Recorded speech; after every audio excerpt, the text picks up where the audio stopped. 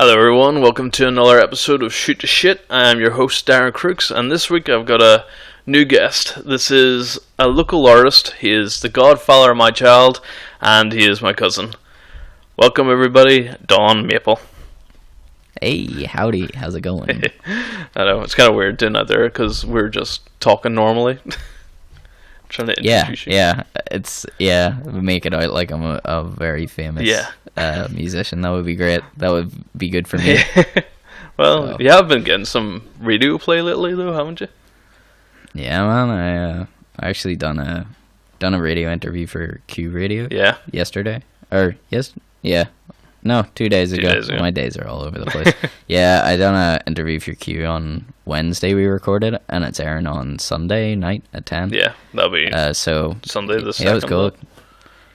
Yeah, Sunday 2nd. Get to talk all about the upcoming album, the new single, all that good stuff. That's going to be there. Very good. And I'm actually debuting a brand new song on that.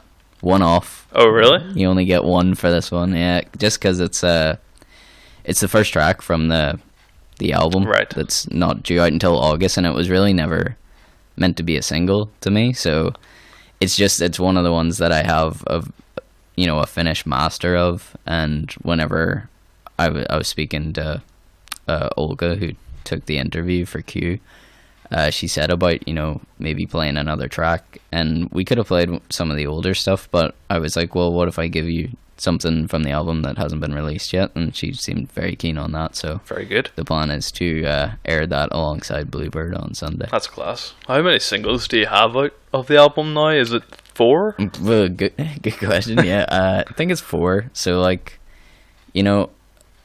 back at the start, I released Sweet and Sour as a single, which was the first one. That was like the first Don Maple thing. Yeah.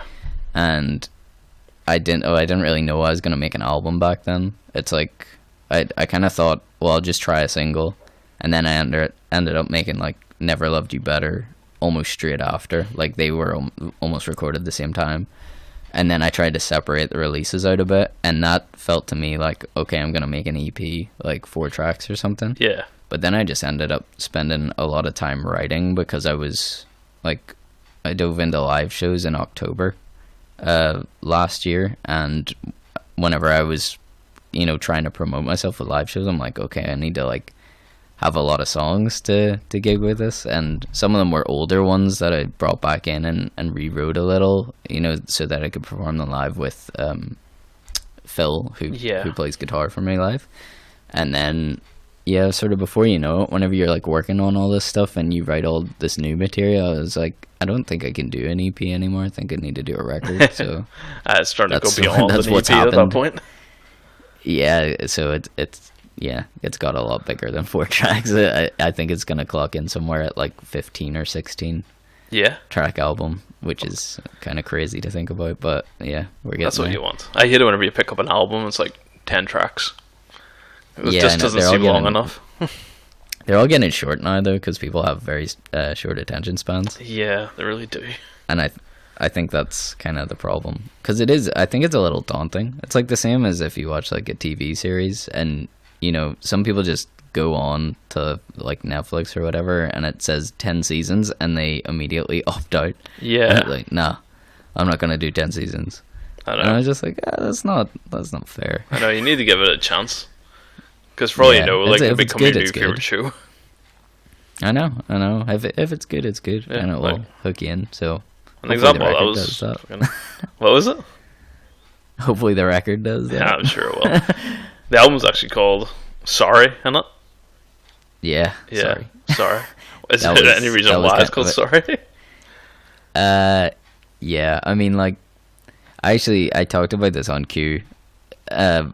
Like, I called it "Sorry." It kind of started out as a joke, because if anyone knows the Canadian stereotype is that we apologize for absolutely everything.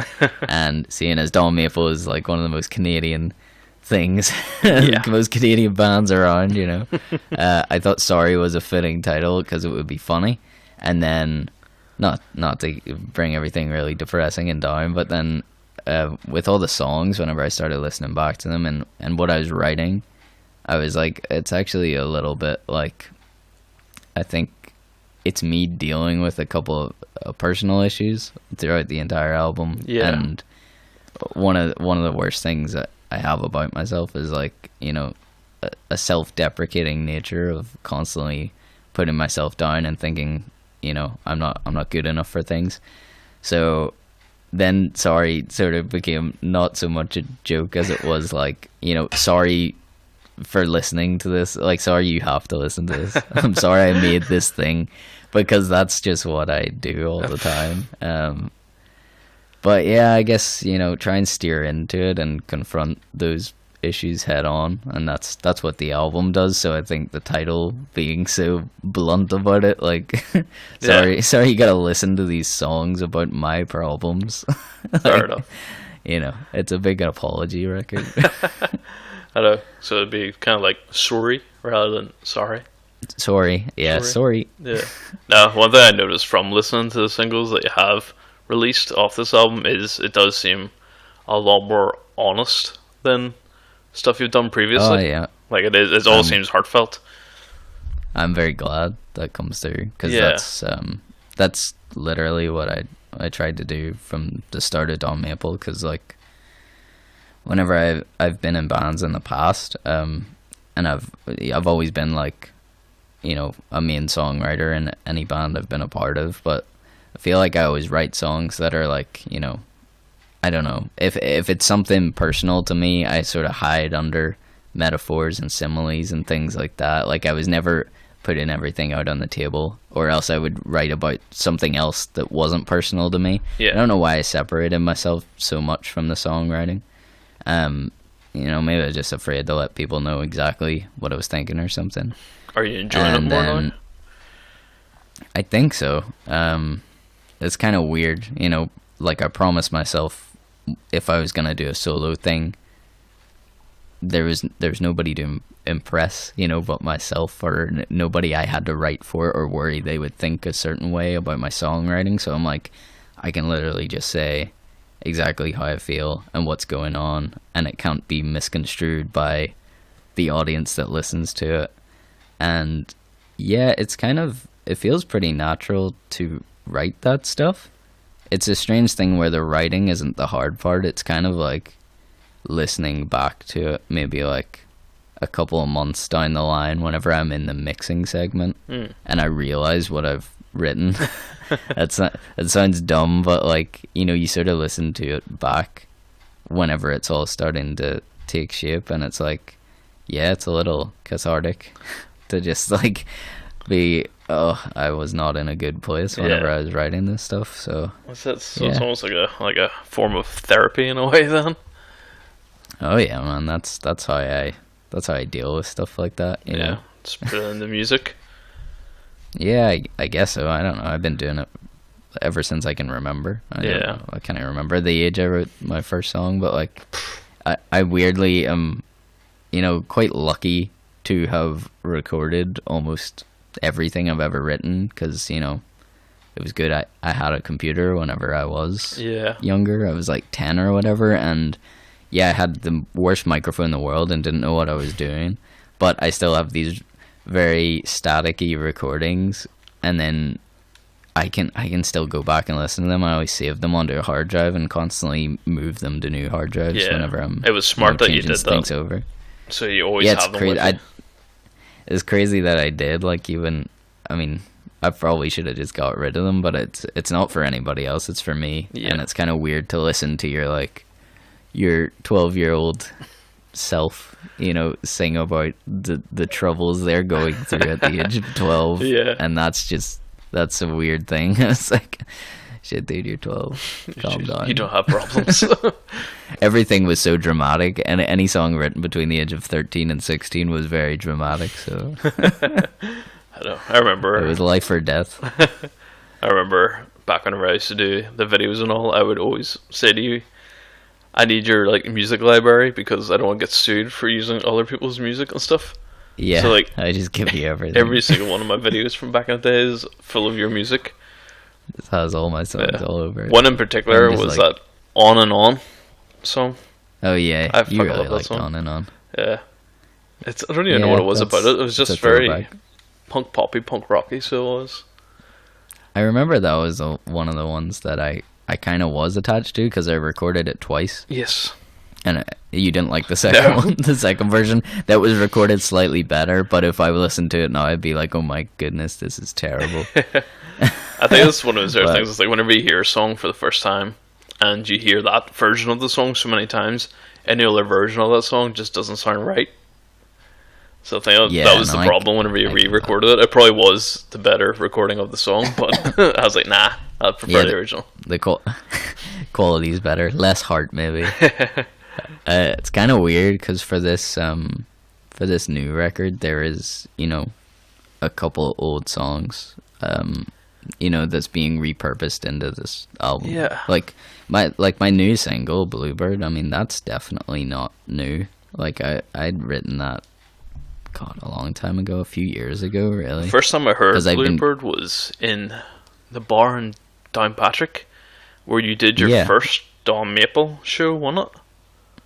I think that might have been the second Don Maple show ever. Yeah. But I've been playing it since the first, you know, which was quite a long time ago. The first ever Don Maple show, like this is testament to how like out of the blue that name and everything came to me. Like I got offered a show for the band I was in at the time, Hit the B Button, and we, for whatever reason, couldn't play the show, and I felt really bad to turn it down.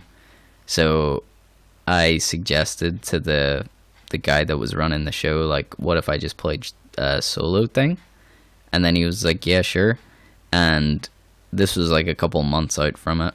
And then I said, if you put it down as Don Maple, like, it was kind of a joke at the time, like a stupid nickname a friend of mine came up with. Yeah.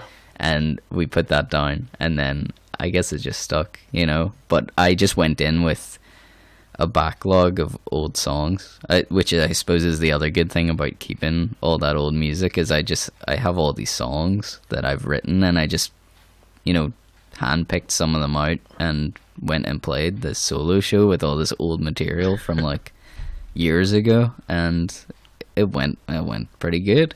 So yeah, just kept doing it. I know you're making new material for it.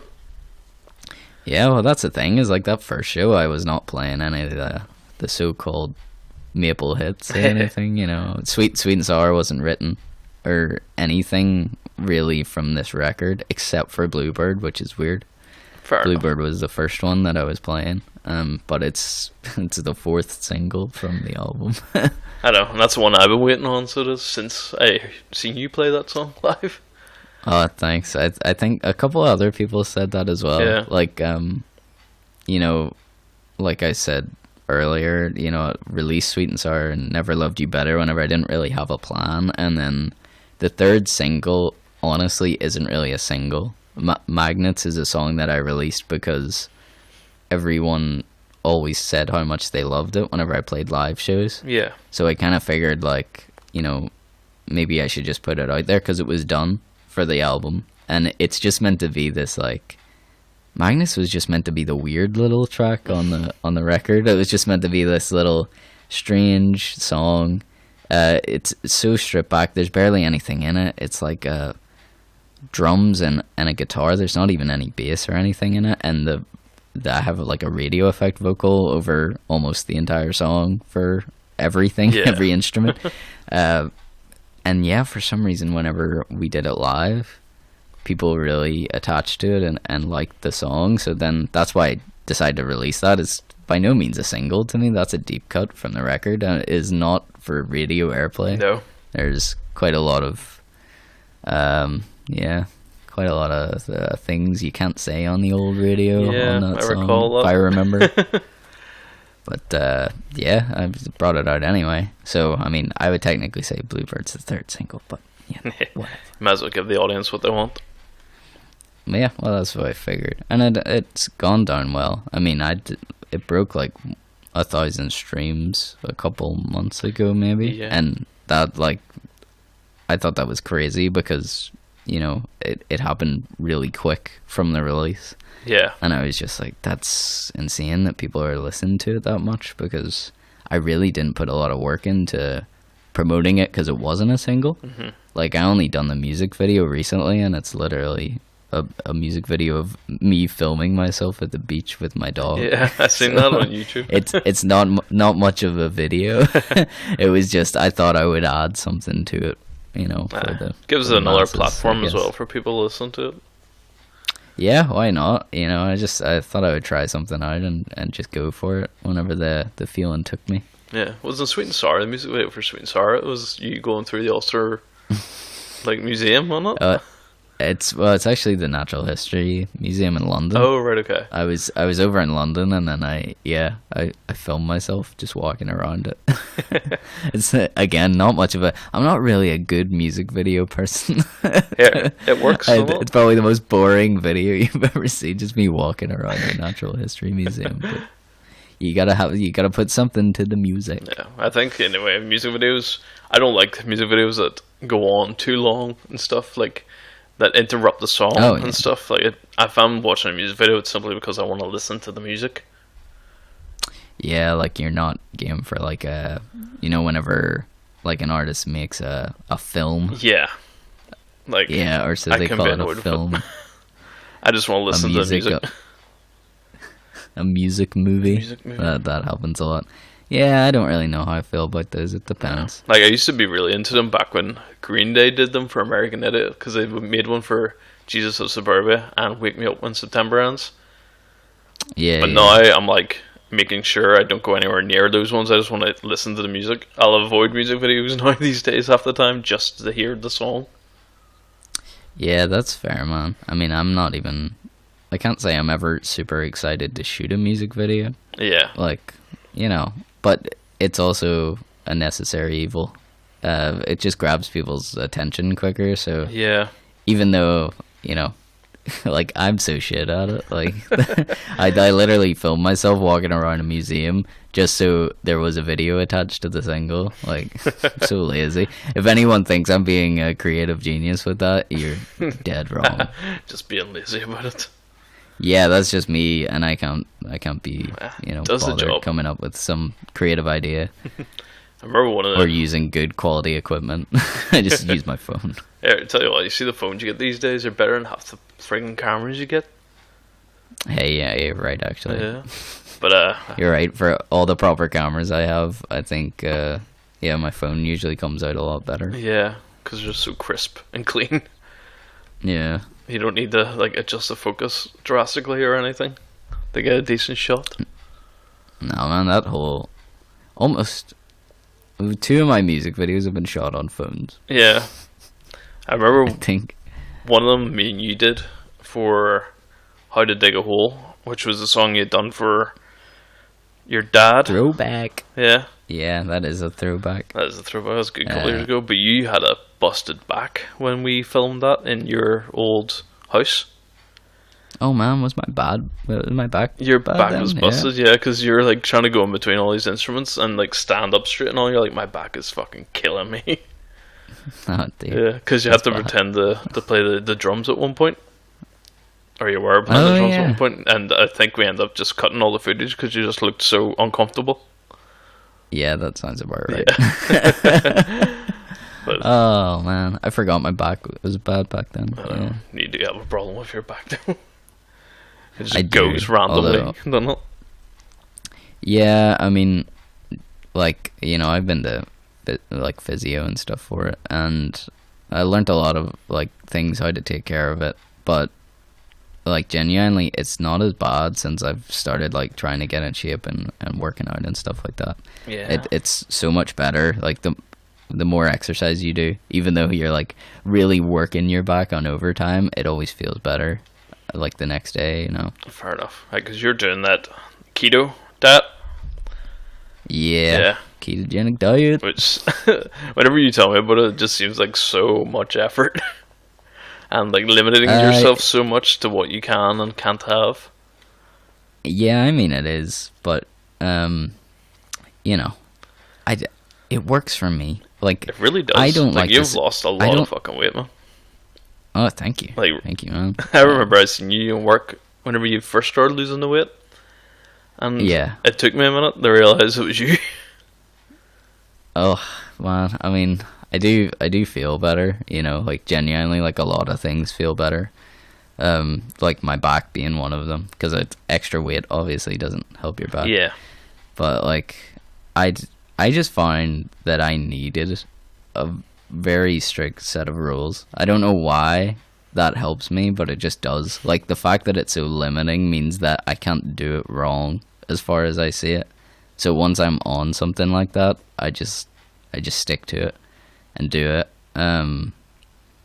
But like, there's also the whole thing of if you do keto, you have to get your body into a state of ketosis, and if you're gonna go and do that and work so hard to achieve it, like, it can take like 3 to 4 days to get there. It sort of puts it in perspective of, are you really gonna have something that takes you back out of it again? So it's a lot harder to quit on it, for me anyway, because it's so hard to get back on again. So if you're gonna start up, it's like, okay, I may as well stick to this for X amount of days. Like, I don't do it permanently or anything like that. I just do it for a while and then come back off. I know, but that seems like it's fixes, so much.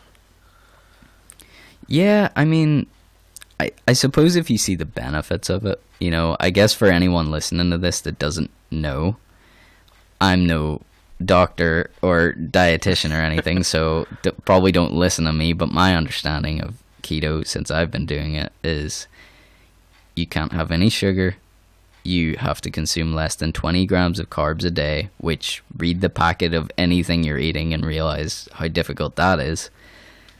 You're basically eating meat. It's a little bit like Atkins, which more people seem to know about. Yeah, I mean, I started it because I actually heard of health benefits from it for people with stomach issues or IBS and things like that.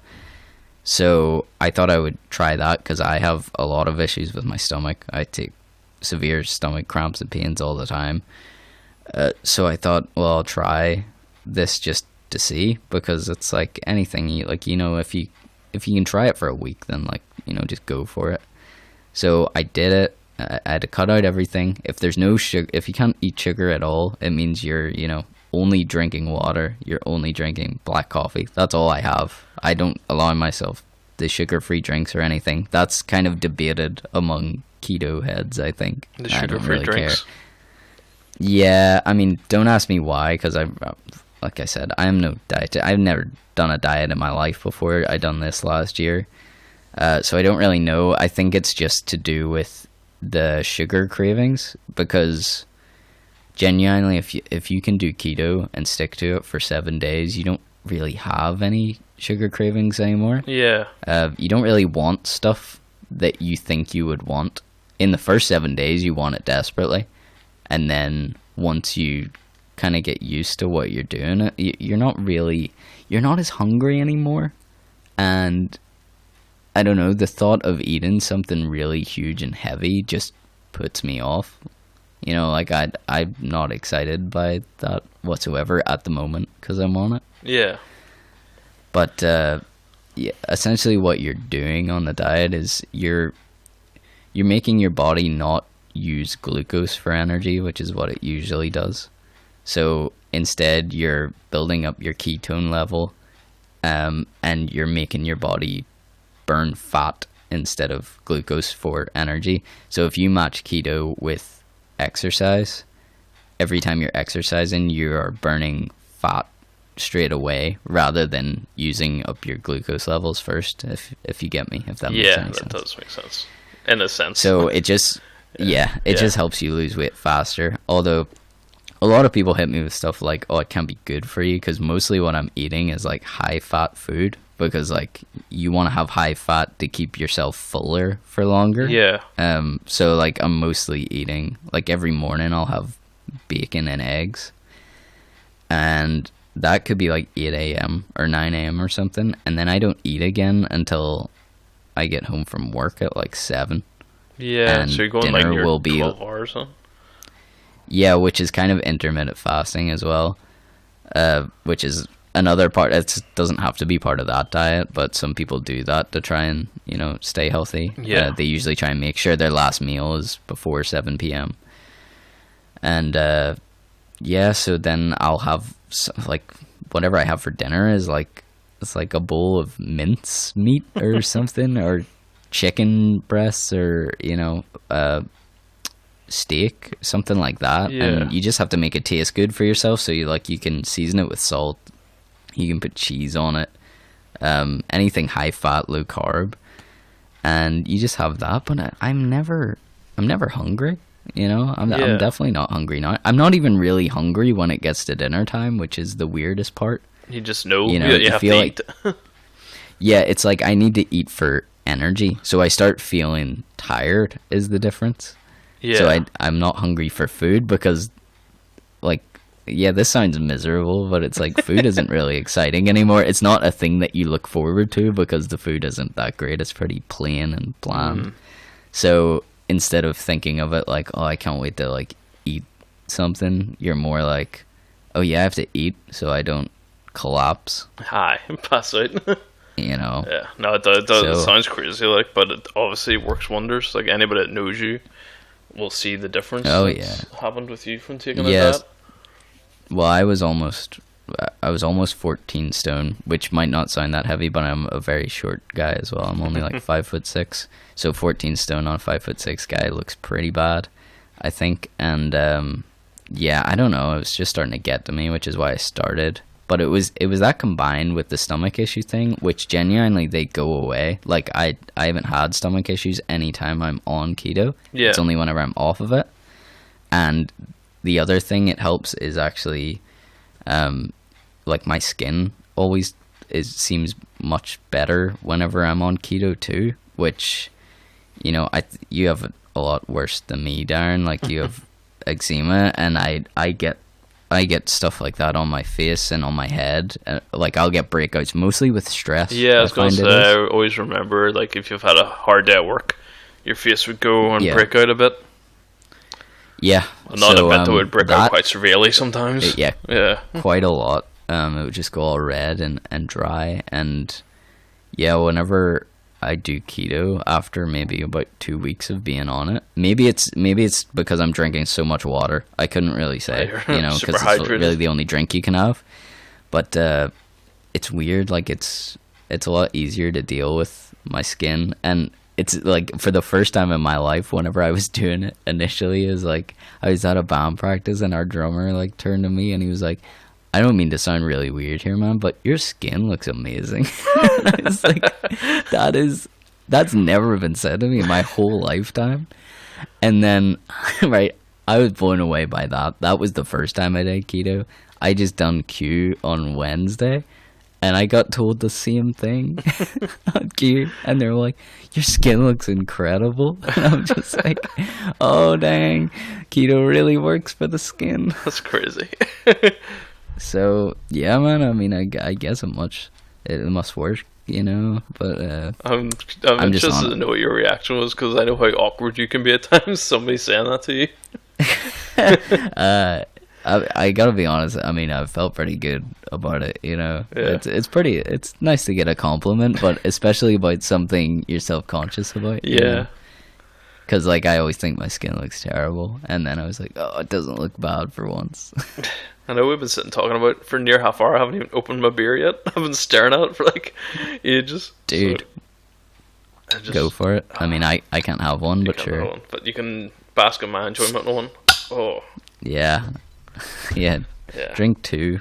One for both of us. Don't encourage me, because I will. I know, man. I know. I'll be back on it soon enough. I know. See, to be honest, I'm drinking like the cheapest thing at the moment, because it's Carlsberg in a bottle. Tastes way better than Carlsberg in a tin. And it's £9 for 20 of them in Tesco. Damn, I thought like Carlsberg altogether tasted nasty, but that's just me. Yeah, that's it. I like my beer. Like, I love my ale more than beer, but this is actually quite nice. Like, Carlsberg's what I used to drink whenever I was like just turned 18 and had barely a paycheck to my name, so it was the cheapest drink out there. Damn, man. I am not a beer connoisseur. No, you're just whiskey man. I am a whiskey man. You are a whiskey man. Beer, I kind of just drink for the effects of beer, you know. Slow. I drink beer because I want it to slowly get me drunk. Yeah, if I drank whiskey, I'd be on my back within about an hour probably. Weirdly, I can drink a lot of whiskey and it doesn't really faze me too much. I mean, I get drunk. I'm not immune to being drunk, but like, I suppose for the amount I could drink before it would start really getting me. Maybe that's impressive to some people. Who knows? I think that's a lot to do with what you're used to drinking as well. Really can take its toll. So. 'Cause, yeah, you build a tolerance. Yeah, I still remember doing a sturdy on 12 bars. We'll not get into it. Like, whoever knows. I think you were trying to keep up with the beer drinking that everybody else was doing, even though you weren't really into drinking so much beer at that time. Yeah, that may have been my most shameful experience ever. So I just remember texting Sarah, your soon-to-be wife, about how bad you were, and she didn't believe me because she was like, "Sure, it doesn't get that bad," and I was like, "Just you wait and see." I took you home in the taxi. She was like, "Wow, okay." Yeah, fun to laugh about now, not at the time. Yeah, don't worry, I was laughing about it at the time. I felt so ashamed for weeks. I've never been in such a state. It's the fact that you had to go back to the people who were there that night in work. Oh, and everybody reminding you every second about it. Yeah, it is coined a phrase for going out drinking that people are gonna get as bad as me. Yeah, get sturdied. Get sturdied. Yeah, as I believe it's called. Yeah, it's almost like an honor, so it is. I guess so. Yeah. In a weird way. I guess so. Oh well, that was I explain this every time. It's gonna sound like I'm just making excuses, but we went out drinking. I wasn't a big drinker back then, and I wouldn't say I'm a huge drinker now.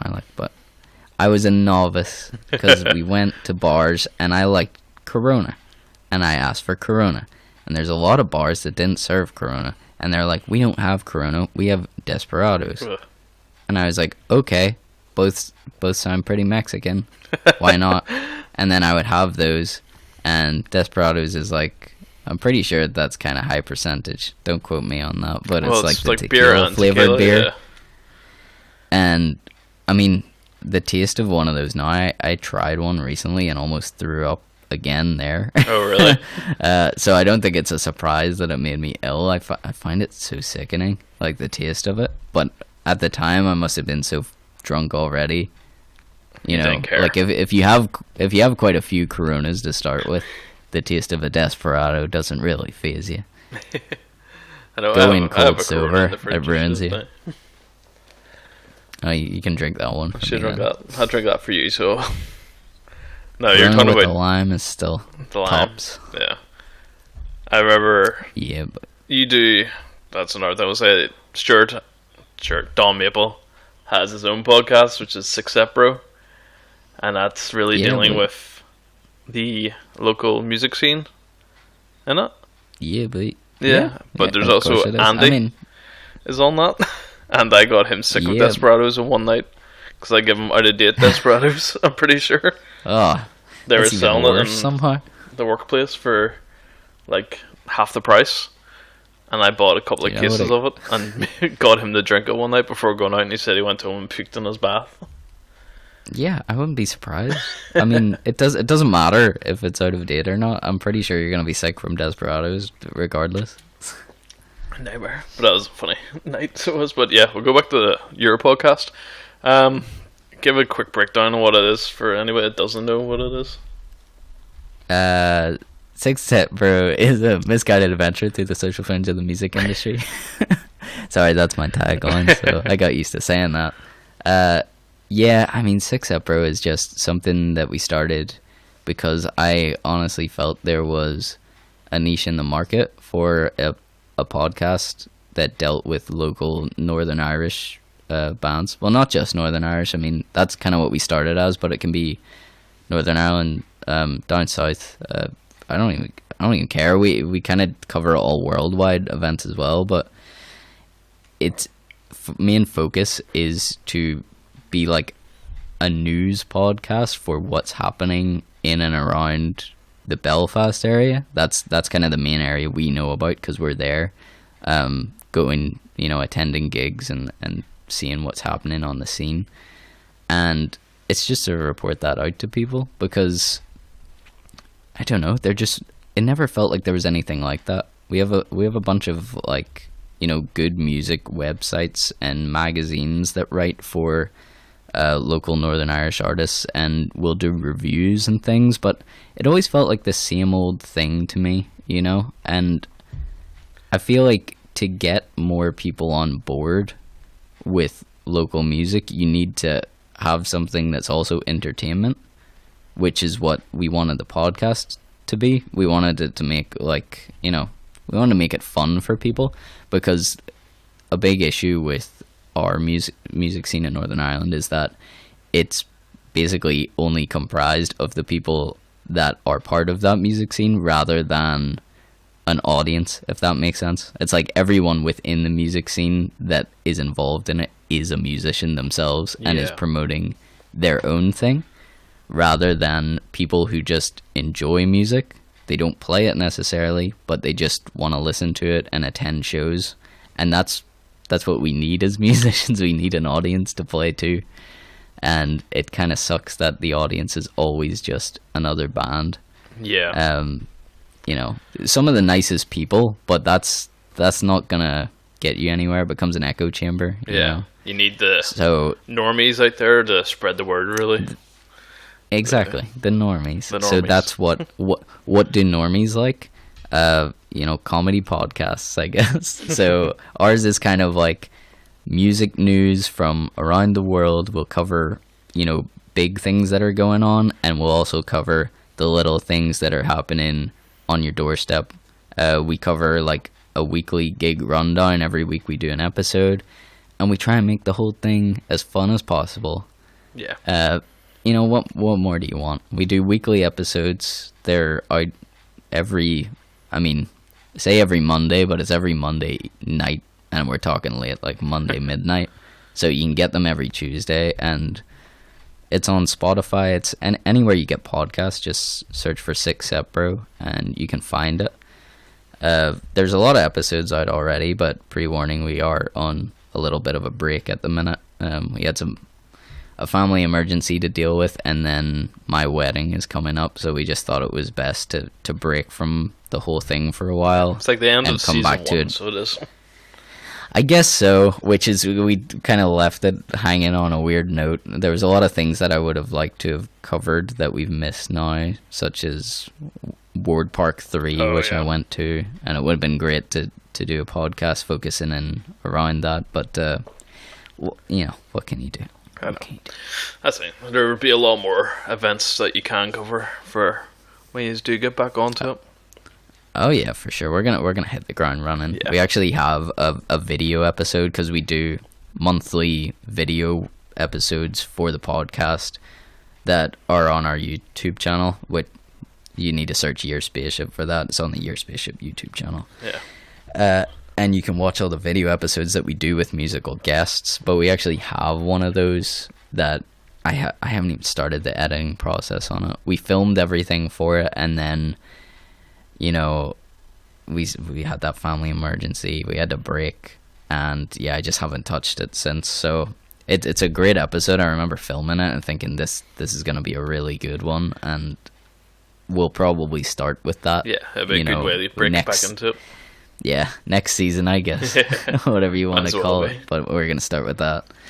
So, I am looking forward to getting back into it again. But at the minute, things are so crazy that I'm like, I need to just break from it. Yeah. And especially with the Don Maple record dropping in August, I don't have enough time for everything right now. So I kind of need to make that a main focus to get it completely finalized for August. Definitely. And then it's something you can come back and talk about whenever you do start up again. Yeah, because that is my ploy, to be honest, is just to use my podcast to promote myself. You might as well promote yourself wherever you can. It's to build a name so huge, and then just only talk about my stuff on it from now on. Always. Every month it's just you talking about yourself. Yeah, in local music news. Don Maple drops new album. Has gigs coming up. It's it's the best album in the world. You should go and listen to it. So Nah, it's not. Don't listen to it. It's shit. it's not. I can vouch from the singles so far that it's not going to be. We'll see. We'll see. You haven't heard it yet. Maybe the singles are just the good parts. I'm pretty sure I've seen the track listing, and there's a few of the songs I have heard before, like back in the old Sturdy days or Don Maple days before you were Don Maple. You were just Stuart Ledgerwood or Ledgy. Yeah. Or Hit the B-Bun or Bucktooth Charlie or Fro Phoenix or fucking Sunshine State. Was that one of them as well at one point? That was one of them, yeah. There was also a short-lived band called Mustache / No Mustache. That's a personal favourite of mine. We should have went forward with that. Why didn't we use that one? Yeah, he would have been hitting it high by now. I know, well, I kind of feel like for that band to take off, really, one of us would have had to have had a mustache, and the other would have had no mustache, clean shaven. yeah, you get it. And then also the Cosmic Crows. How could we forget about them? Oh yeah, I mean that's still happening. That's just a bit of like a, it's like a side project. It's mysterious. Yeah, you never know when the Cosmic Crows is gonna crop up and get you. But we do things in weird orders. I've designed the second album cover for the Cosmic Crows. We have no songs yet. Wow. But the album cover's done. To be honest, knowing you two guys, like you and Crow, it won't take long for songs to come about. No, we've talked about this before. Is the plan really for the Cosmic Crows is, the first record came out and we actually spent a long time doing that. Possibly too long. It kind of was driving me insane, and it was meant to be a fun project, which it started out as. The recording process was a blast, and then I don't know, I think I got too deep into it, and it was taking me a long time to complete. Yeah. So then it became a bit more stressful, but it was great whenever I got it out, and we had fun with it. We just released a music video for one of the songs not that long ago, despite it being like a year old or something. So we come to stuff whenever we have the time for it. Talking about that music video, that is a great fucking music video that your brother Mike put together. Yeah, bro. It was a year in the making. That's why it's so good. It's so funny. Literally spent like 365 days editing that video. It is done well though. It's done really well. And one of the highlight moments is at the ends whenever you get a basketball in the face. Yeah, definitely not planned. No, it looks. If anyone thinks sore. That's. Yeah, it was. Yeah, it was. I don't. Like it didn't even look like a wee throw. It looked like he wung it at you. Yeah, I should explain the whole music video. If you haven't watched it, I mean, you should go see it. We filmed the whole thing on a green screen. That a friend of ours owned a space where he had a green screen, and we were like, oh, we could do so many fun things with this. So we went in, and I just brought like my instruments, like a guitar to play. I thought that's all we would need. And then Curtis, who is the lead singer of the Cosmic Crows, he came with a whole duffel bag of props and outfit changes, and I was just blown away. I was just like, what is going on here? So he had a full basketball kit and jersey. He had a samurai sword. He had a lot of outfit changes. I can't even remember what all the outfits were, but yeah. And he brings out this basketball, and then we were trying to come up with fun ideas of it's like you could throw the basketball and we could make it look like you're flying through the air, going to the hoop. And we'd done all that, and then he just started he said about this part where he passed the ball between us, but I looked away at the camera and then got hit in the face. That's evident. Yeah. But yeah, it was a weird experience shooting that music video. No, it's hilarious. The bit with the ninjas is what gets me every time. Yeah, the ninja part is good. Yeah, Mike had that in his head from the beginning, as far as I remember. He really wanted ninjas to be in the video for some reason. So got a thing for ninjas. I know, it's so funny. If you haven't seen it and you're just hearing the description, you're probably like, "What the hell are you talking about?" Yeah, but you can find that on the Year Spaceship Yeah, exactly. Find it on the Your Spaceship YouTube channel as well. That's where you get all my music videos. That's another thing. Your Spaceship, was that not the name of one of your albums under the 12 Monkeys Monarch? Yeah. Yeah, that was another thing. It was very electronic though, if I remember. Yeah. Yeah. That's true. That's where, we chose the name, because Your Spaceship is a record collective that I run alongside my brother and a couple other people that help us out with it and supply things to it. But that's really like the company that everything falls under, such as Don Maple is an artist signed to Your Spaceship. Six Epro is a podcast that is run by Your Spaceship. We try and write reviews for artists. We're basically like, I don't even know what to call us. We call ourselves a music collective, but we're basically two brothers that really love music all over, and especially local music. And whenever people contact us and say, I got this new thing coming out, we just try and help spread the word, whether it's like we talk about it on the podcast, or we try and write a review for you, or just share it around social media, whatever it is. We just try and help people, because we know how hard it is from trying to start in a band from the ground up. I mean, back in the day, whenever I was in my first band, I had absolutely no idea what I was doing, and I'd done so many things like the complete wrong way round. Like, the first thing I ever did was record a full-length album with my first band. What a terrible idea. Probably release singles and EPs and stuff like that first, but I wish there was something to give me advice, and that's why we made Your Spaceship. It's just meant to give advice, help artists out, connect a guy that shoots music videos with a guy that needs a music video. That's what it's for. Yeah. You can follow us on Facebook, but everything is run under that. Our YouTube channel has all the podcast videos and all the music videos for the artists under the label. So yeah, I mean, I'm really proud of that company. It's not that it makes $0 a year or whatever you want to say. We are worth nothing, but it's great, and I'm really humbled that people seem to appreciate it. Yeah, that's the thing. You say you're worth nothing, but to the people that you're actually promoting, you're probably worth everything. I mean, I hope so, man. It's hard because there's a lot of places that do good work, and we are not in competition with anyone, because weirdly the music industry is a little bit like that, where competitive. You say it's like, you run a podcast, and then I don't know, somebody else will have a podcast, and it's like, are they in competition with each other if we're really trying to do the same thing? No, you should be it's working all together, sort of. Yeah, it should all be about togetherness. Like, we just try and promote other people.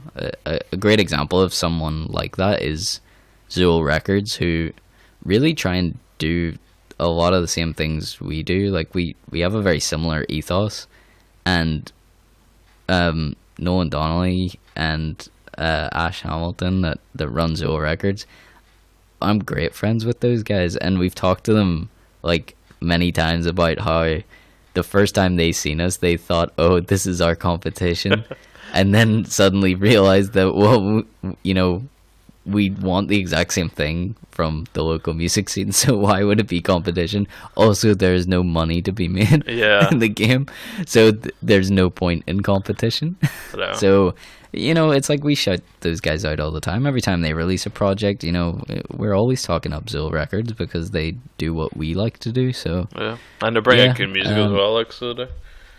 Oh yeah, dude, those guys are great. Like one of the first Six Set.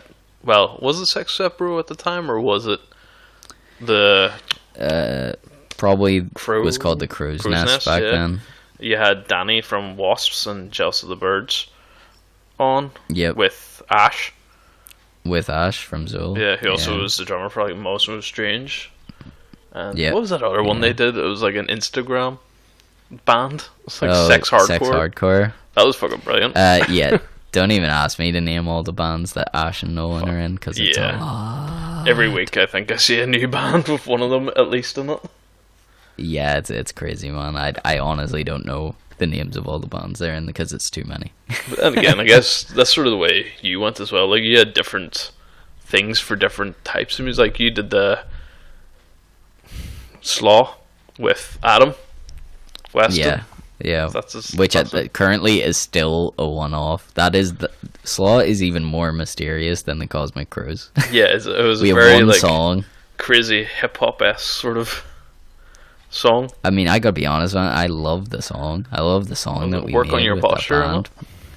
Work on Your Posture. Yeah. And it was really just like Adam and I feeling like we had no expectation of what we were doing, you know, because it wasn't anything like a band that anybody had heard before, and we didn't intend to really play live shows with it, so we could just go all out experimental, and that's exactly what we did. Yes. And then we've just left it, and it's been like one song for like a year and a half or 2 years or something Yeah. now.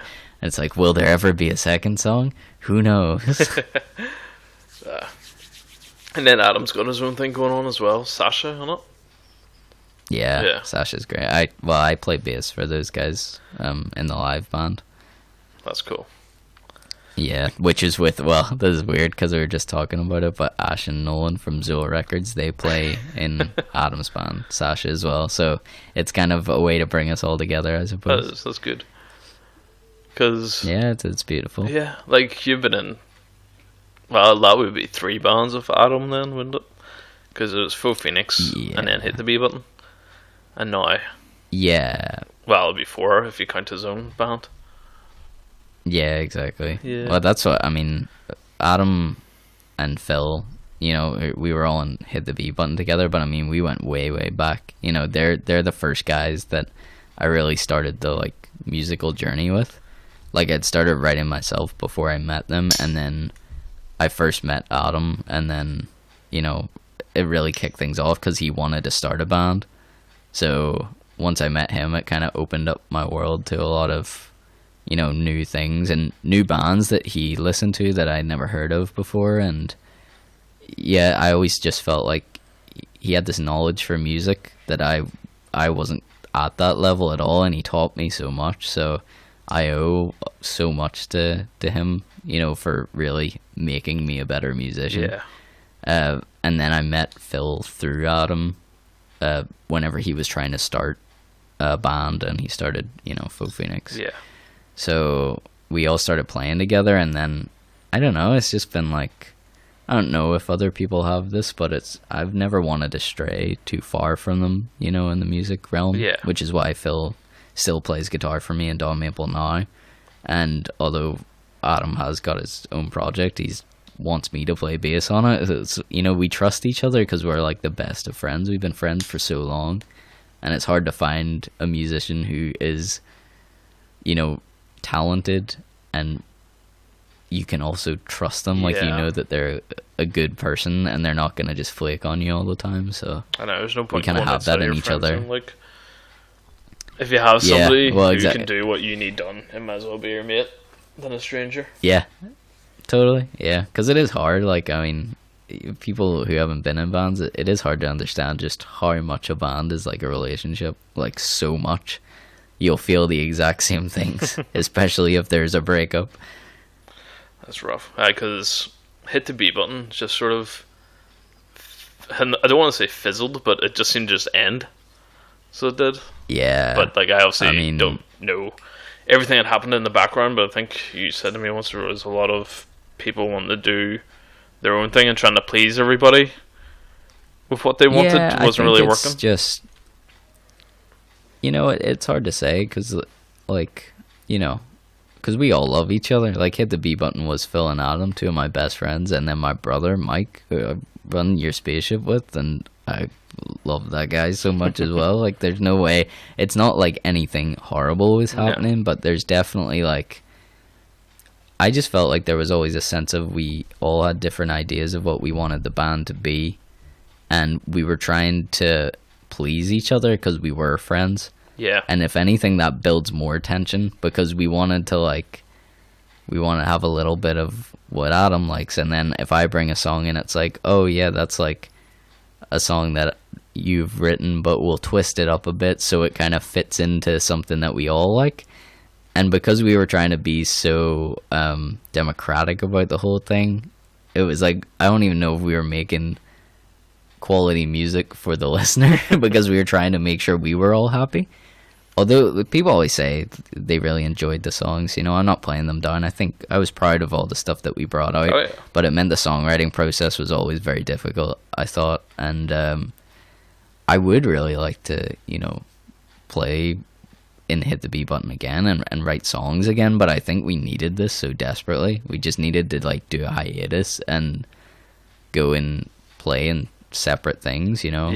Like what I do in Dawn Maple couldn't be more different to what Adam does in Sasha, and I think that kind of shows why hit the B button was a bit hard to deal with. Whenever I'm trying to write songs in that way and he was trying to write songs in that way, like that's difficult to try and reach a compromise. Because if you listen to a Dawn Maple song and you listen to a Sasha song, none of them sound anything like what Hit the B Button was. But then if you listen to one Hit the B Button song, it doesn't sound anything like another Hit the B Button song. Yeah, well, I suppose that's maybe why it was a clash of genres, which is sometimes, you know, a gem. That's like a cool thing that you can't quite attain. You never know what you're going to get. Yeah, people didn't know how to like pigeonhole us. They didn't know what we were, and I kind of like that about Hit the B Button, to just like keep the mystery. I'm all about the mystery tonight. Sorry, the mystery. But it, you know, there was something mysterious about the band because we didn't really have a genre. Like you could go from a song like She's Always Bloomin', which is very melodic and, you know, chill. Yeah. And then you go into like, it's starting to get dark, Andy, and it's fucking mental. Yeah. And if you break down the like core songwriters of stuff like that, then that's how you start to know, you know, why things were like that. Is like She's Always Blooming was almost an entire song that I brought in. Yeah. And then we changed it up a bit. Like, you know, the guys wrote their own parts on top of it, and that kind of gave it the B button edge. Whereas Starting to Get Dark was a guitar riff brought in from Phil, but then structured by me, and very much like so many parts added by Adam that were very cool as well. And I just, everyone just added their parts over that because Phil is very much like a riff man. He likes to bring in something that sounds really cool. Oh yeah, dude. But he never really has like a final destination for the song a lot of the time. Yeah. Which is cool because then it gave us a lot of room to like, you know, change stuff up and try and figure out what the song was going to be. But that's why Starting to Get Dark is like that. It is very much a culmination of 4 different people writing 4 different parts. You know. Fair play. I think whenever you listen to She's Always Blooming as well, you can see your Dawn Maple in it. Yeah. Like listening back to it now, and to what you've actually brought out with Dawn Maple, I can see certain similarities. Yeah, I guess so. It's like one of those things where people say you don't even realize you're doing it whenever you have your own style. And I think people say that I have a style, but I don't know what the hell it is. So I've heard that you've been compared to, what do you call him, man? Mark DeMarco or something, or Mark DeMarco? Mac DeMarco. Mark DeMarco. Nearly there. Close. Nearly there. I've never heard the dude, so I can't even like pretend to know if that's legit or not. You see, Mac is genuinely one of my idols. Like, I love that man so much. Yeah. I mean, I don't even know how much I sound like him. I guess some people get the same impression of the sort of vibe that he's about, you know. Yeah. Which is great, you know. I'm not trying to copy the guy or anything, but I really love some of the things he does. And one of the main things that Mac DeMarco had always taught me was that he didn't really take himself so seriously, despite his songs having very serious subject matter sometimes. You know, they were very introspective about things that he had to deal with in his life, issues with his father and things, but that doesn't stop him from being a goofball on stage. And that really meant something to me because I always feel like I'm trying to be the goofball. I just like to make people laugh. So I sort of felt like, you know, there doesn't have to be one or the other. I don't have to be in a silly band to have a silly goose time on stage. Yeah, You know, just I can have do fun. that. Yeah, I can do it with the serious songs. Just don't attach too much to them on the stage, and yeah, you can have a blast and put on a pretty fun live show. And yeah, that meant a lot to me whenever I seen that, and ever since I've just been so attached to the guy. So That's cool. yeah. I feel like I will definitely have to go and have a wee listen to him. So, do you know what Yeah, actually? he's the man. I love him. I was whenever I was on Spotify earlier, I noticed you were Yeah. listening to Slipknot. Yeah, I was. Yeah, That's weird that you're like watching me. it's also yeah, it is kind of weird. It's like really stalkerish, so it is. But I did. Does I does thought that you'd give up. surprise you? Yeah, it does now because I thought you'd give up on Slipknot like a long time ago. I didn't think that'd be your sort of thing anymore. Not actually, really. I felt like I've always really liked Slipknot. I maybe went in and out of how much I've enjoyed them, but no, I mean definitely. I was listening to old Slipknot. I was listening to All Hope Is Gone, which I think for me that's their best record. You I think don't so? know. Yeah. People can debate that, but that's my favorite record. I really enjoy it. It's the one with all the. I feel like there were so many solos in that are just like Yeah. absolute insanity, and I love that. Had a lot of good anthems and all on it, so did. Oh yeah, Psychosocial is just that's up there. Some of the best Slipknot songs. Like Dead Memories and Sulfur and stuff in it. Yep. Yeah, no, it is. Yeah, and Butcher's Hook. As Yeah, well. I think that was actually the song that I seen that you were listening to. Yeah, I love that song. It's a Yeah. great song. It was one of those ones I was like scrolling like through my music and I seen you were listening to it. I was like, oh, all right then. Yeah, I mean, you never know what to expect. No, because I listen to him on a I'm daily very- basis. Like, so. I'm very diverse. I'll have you know. Yeah, oh no. Like, if you listen to, I think if you listen to the music you're bringing out, you probably wouldn't think Blink-182 is like your favorite band. Yeah, I mean, I don't even know if I like saying that anymore because they're just Oh not well, yeah. Blink-182 with Tom was your favorite band. with Tom. Yeah, Yeah. Let's end at the Neighborhoods era, and yeah, I've disowned them now. I've got to say. Yeah, because they brought out that new Uh, song, "Blame It on My Youth," and it's not good. It's not for me to say. You know, No. people I don't think it's people good. can like what they like, but I thought it was bad. I found it really disappointing What? for me because I love Alkaline Trio. I'd probably say that I prefer Alkaline Trio over Blink, but Blink are like right beside them for me. So Yeah. whenever I heard that Matt Skiba was coming on to replace Tom, I was like, "Oh, this could be really cool." He could add, that darker tone that they had in the Oh yeah, Untitled I album. I think we all hoped for that. We and didn't get it. What we got was something not quite as good as either band's. No, we got You know, some poppy it's- stuff. I don't know what's going on, man. No. I mean, well, I don't, but I do. The main problem with Blink now is that they released California and they said it was an album for the fans. Okay, so I was willing to let that one go because I was definitely not a fan of California. I thought it was so samey the whole way through, almost like there could have been 5 songs on that record, but I feel like they just played this 5 songs again, and that's how they ended up with a full album. So I don't know, the writing was not inspired to me, but I felt bad because there was a lot of fans that do what they always do with bands, and they're like, I wish Blink would make a record like Dude Ranch, or something like that. And that's what they kind of set out to do. That's why they made California. And I know it isn't Dude Ranch and it's not Enema of the State, but that's them trying to recapture the past. That's like the biggest issue.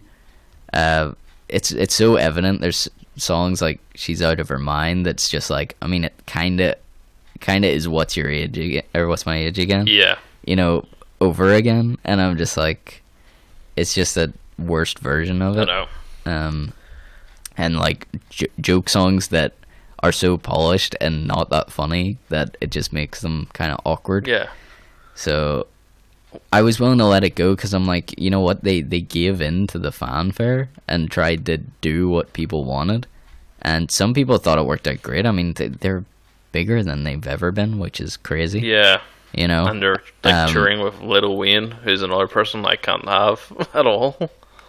Oh, I love Lil Wayne, but you know, I still, yeah, I don't know if I'd go see that tour by any means, but you know, sure, what are you gonna do? But I was just disappointed because I thought I'll let that one go and see what they do with Matt Skiba now that that's out of the way, and it seems like they've gone even further down the rabbit hole of trying to capture fans that are currently like 13 years old. They're trying to get which is very hard.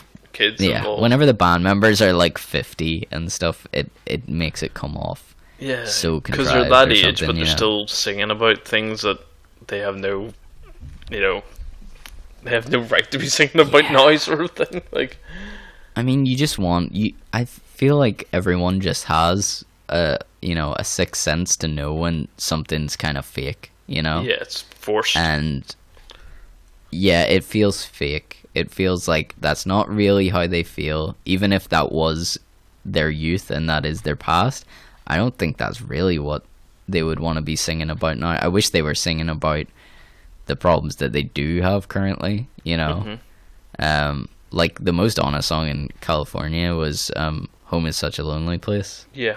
You know, because that actually felt like it did mean something, you know, about tour life and things like that. But, you know, they could be writing stuff more like that I would be more into. But it seems like they're not doing that with the next record, so I'm definitely not excited for it. The only good news is that Tom keeps saying that he's going to come back. And, you know, think of Tom DeLonge what you will. He is a little nuts, I'll give you that. But he also brings the best out of them. Yeah. And he is pretty, you know, he likes to push the boundaries.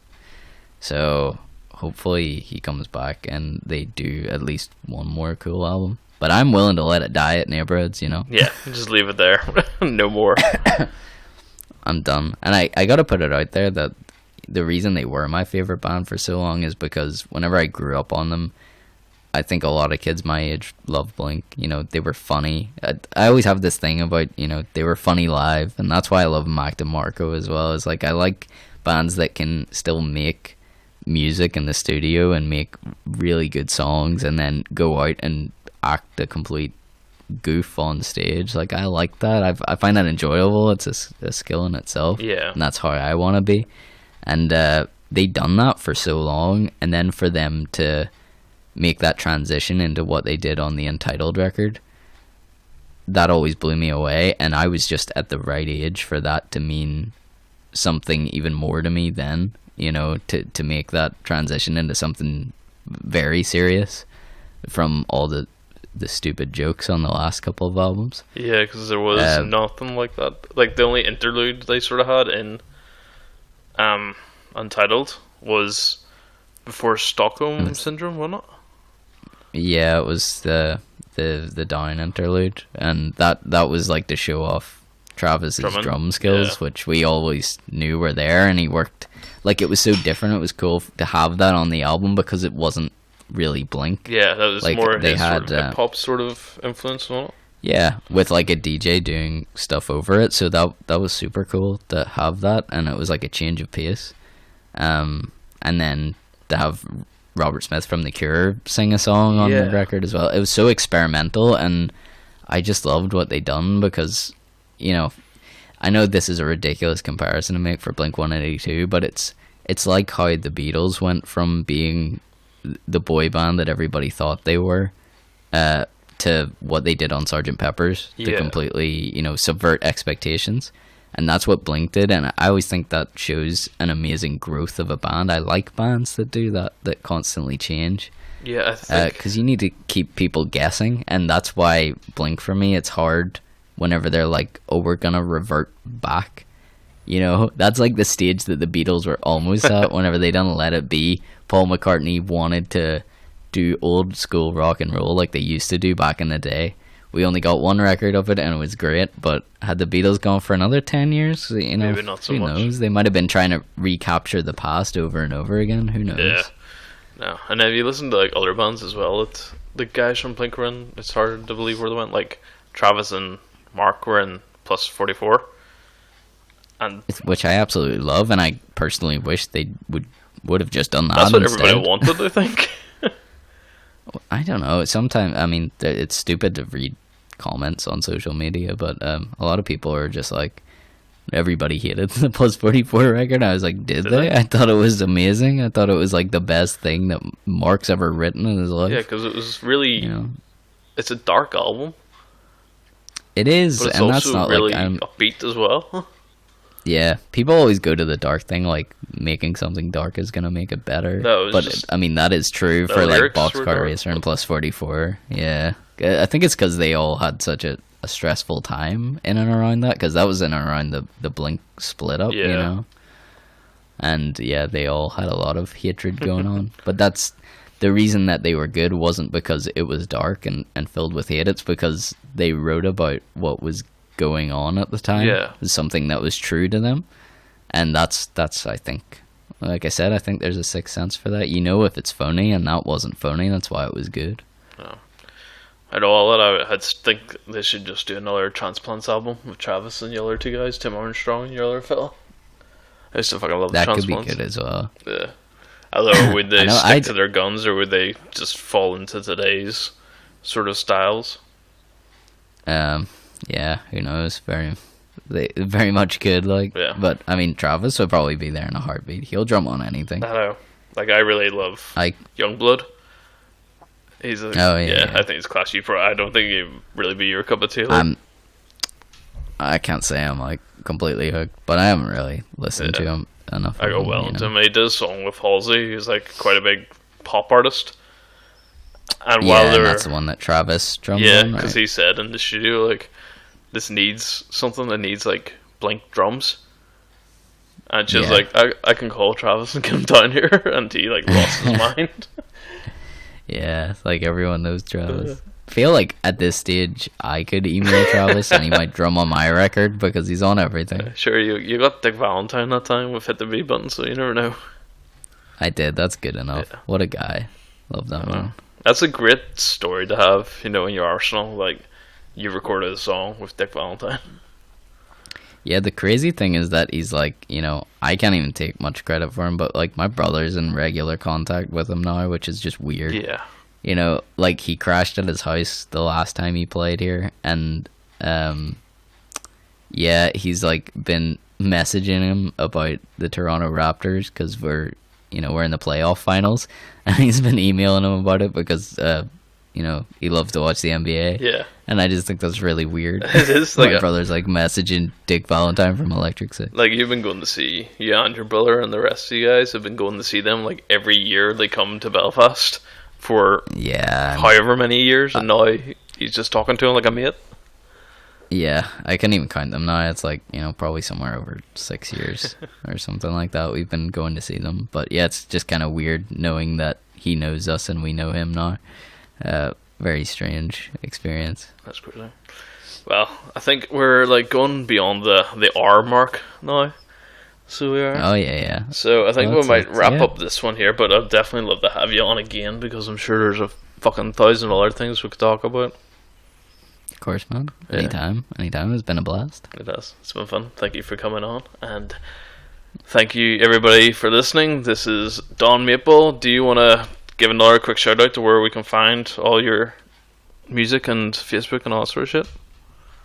Yeah, of course. If you want to listen to some Don Maple, look me up on Facebook. If you do that, there will be two guys. One of them will be me. Another one will be a chiropractor from Ohio. That's not me. He has a mustache. I don't have a mustache. That's going to be the difference and how you're going to tell. So you go on mine and you follow my page, and that's where you see most of my stuff. If you got the old Spotify, just look me up on there and you can follow me there too. Six Set Bro is on a break. I can't even speak. Six Set Bro is on a break at the minute, but we will be coming back soon. You can also find all the episodes of that podcast on Spotify as well. For anything else, just find Your Spaceship on Facebook. Bunch of stuff there. That's probably too many things to link you to, but take your pick. People can grab a pen and paper and make a note. Hopefully so. You're gonna have a big list by the end of this. That's it. Yeah. God bless you. Alright, dude, thanks for talking to me, and I'll talk to you again soon. Bye, everybody.